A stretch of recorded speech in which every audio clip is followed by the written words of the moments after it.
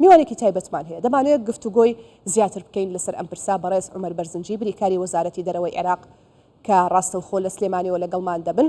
بەڕێز عومەر ئەم کاتتان باش، سپاس بۆی کە ئامادەن لەگەڵمان. با بپرسین بزانین کردنەوەی کونسوڵخانەیەکی زیاتر کە ئاماژەمان پێکرد لە هەرێمی کوردستان چی دەگەیەنێت و چ گرنگێکی هەیە بۆ ئێمە؟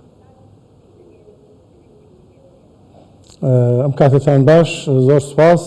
لە ڕاستیە ئەو کونسوڵگەریەکان لە هەرێمی کوردستان تەواوکەری باڵۆزخانەکانن کە لە بەغدان، هەر وڵاتێک کە باڵۆزخانەی هەبێ لە بەغدا و کونسوڵگەریشی هەبێ لە هەرێمی کوردستان نیشانەی ئەوەیە کە گرنگی بە هەموو عێراق یا بە کوردستانیشەوە. هەڵبەتە زۆر لە وڵاتانی کە جەنابتان ئێستا باستان کردن کونسوڵگەریان هەیە، ئەوە نیشانەی پەیوەندی باشە و ئەمە بۆ کوردستان کرانەوەیە کە بەڕووی دنیادا هەروەها ئەمە ئەوەش ئەگەیەنێ کە پەیوەندی بینی عێراقیەکان کە مرکزی بەغا و هەرێمی کوردستانیش باشە لە ڕووی دیپلۆماسیەوە، چونکە ئەوە خۆی بۆ خۆی ئەو ڕێپێدان و تەنسیقا نیشانەیەکی باشە. جەنابتان ئەزانن لەم دوایە کونسوڵگەری قەتەر کرایەوە کە من خۆم باڵێزی کۆماری عێراق بووم لە قەتەر لە 2019ەوە هەتا مانگی 8 2022 پەیوەندێکی زۆر بەهێز لە ڕووی سیاسی و لە ڕووی ئابووری و لە هەموو ڕووەکانەوە لە بینی عێراق و قەتەرا هەیە کە لەم دوایانە خۆشبەختانە کونسوڵگەری قەتەر لە هەولێریش کرایەوە کە لە نێوان عێراق و قەتەرا پەیوەندیەکی زۆر بەڕێوەیە لە ڕووی ئابووریەوە و لە ڕووی ئیستیسمارەوە کە ئەو کوردستانی شەگرێتەوە.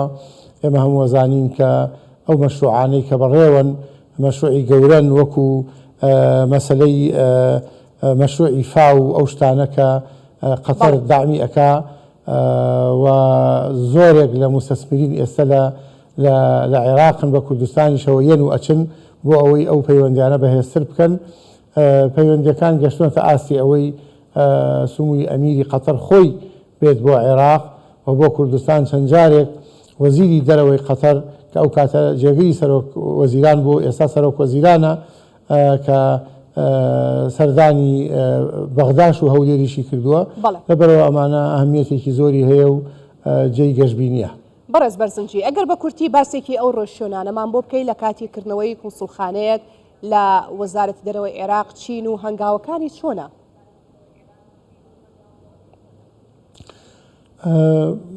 ئەو پەیوەندیەی بینی هەر وڵاتێک و بینی عێراق وردە وردە کە لە فراوان بوونە، ئەو وڵاتە بەرامبەر بە بەعزێجار بەرامبەر و بەعزێجار بەبێ بەرامبەر داوای کردنەوەی کونسوڵگەری ئەکەن.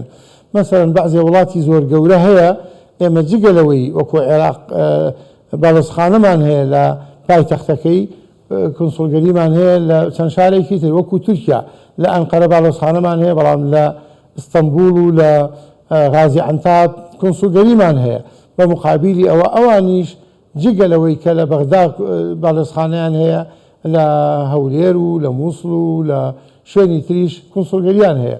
بەنسبەتی قەتەرەوە وڵاتێکی زۆر گەورە نییە لە ڕووی مەساحەوە، زۆر بەهێزە بەڵام زۆر گەورە نییە، لەبەرەوە پێویستی بەوە نییە جگە لە باڵۆزخانە کونسوڵگەری بکەیتەوە. باڵۆزخانەکە بەشی قونسوڵی تایە، بەشی ئەوەشەکە. بەڵام عێراق وانییە و گەورەیە، بە تایبەتی هەرێمێکی وەکو کوردستانی هەیە، بۆیە قەتەر خۆیان داوای ئەوەیان کرد کە لە وەزارەی خارجی عێراقی کە کونسوڵگەری لە هەرێم بکەنەوە. هەڵبەتە لەگەڵ هەرێمی کوردستانی قسەیان کردووە، بەعزێجار من خۆم ئامادە بووم لەو دانیشتانە کە داوایان کردووە، ئەو هەنگاوەکانیان بۆ ناوە. وەزارەی خارجیش یەکەم کەسە کە مفاتەحەی جیهات ئەکاتەوە سەر و خۆی وەکو ڕیاسەی وزەرا و هەروەها مفاتەحەی حکوومەتی هەرێمی کوردستانی ژەکاتەوە.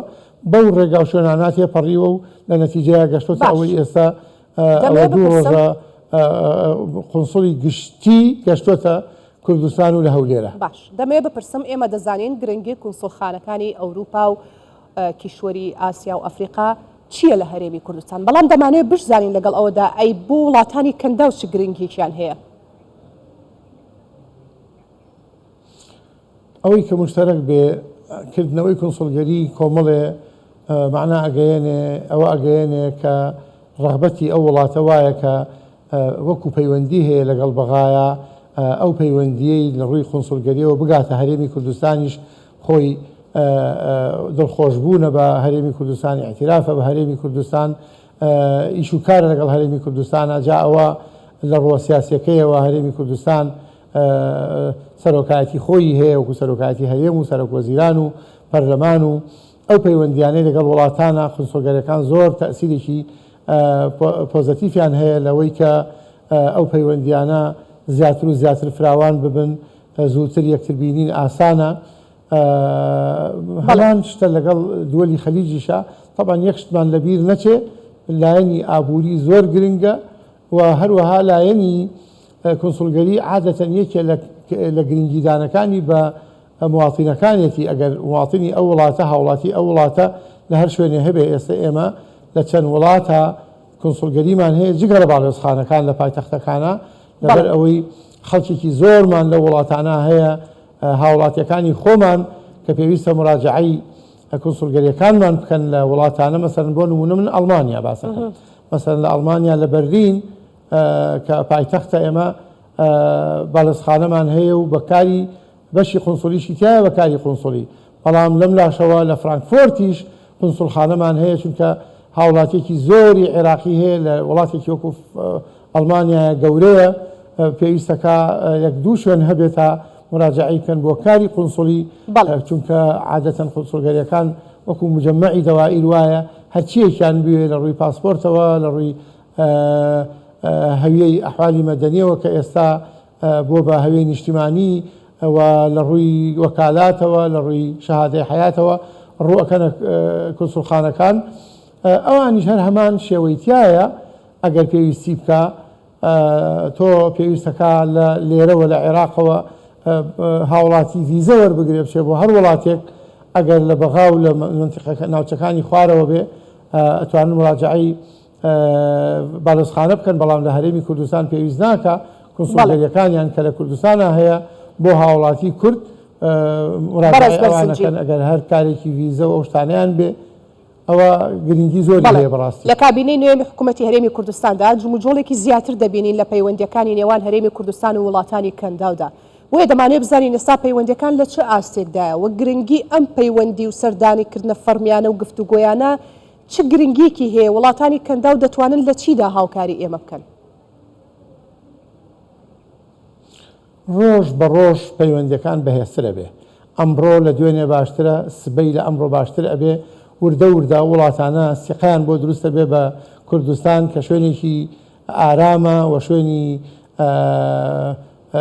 ئابووریە و شوێنی ئیسیسمارە.